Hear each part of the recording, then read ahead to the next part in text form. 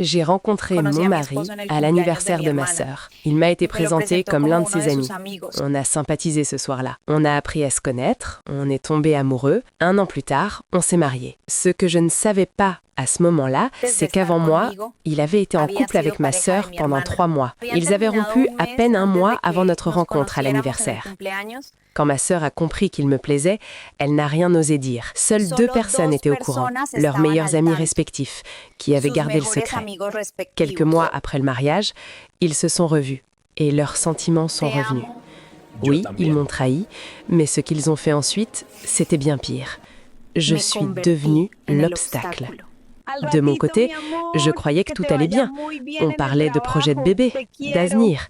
Puis j'ai commencé à avoir des absences, des trous noirs, des moments entiers dont je ne me souvenais pas. Je me sentais confuse.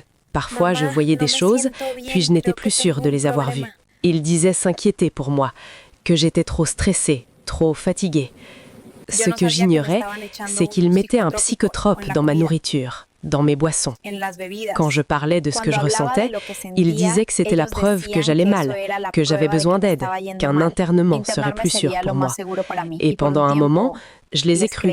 J'ai douté de ma santé mentale. Un soir, il est allé dans la salle de bain. Son téléphone est resté sur la table de nuit. Une notification est apparue. « Tu me manques », le prénom de ma sœur. Le téléphone n'était pas encore verrouillé. J'ai ouvert le message, j'ai remonté la conversation et là, j'ai compris. Ils avaient une liaison. Je n'ai pas eu le temps de tout lire ce soir-là et je ne voulais pas qu'il efface quoi que ce soit. Alors j'ai rien dit. J'ai observé, retenu son code, patienté.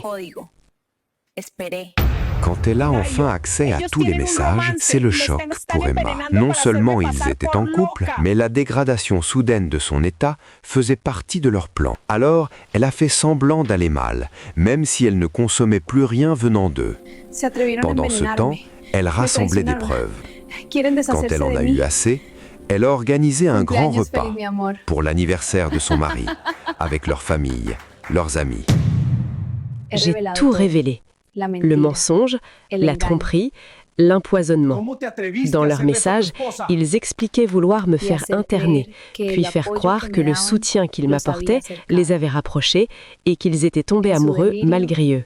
Dans leur délire, ils pensaient que les gens comprendraient. J'ai appelé la police. Tout le monde leur a tourné le dos.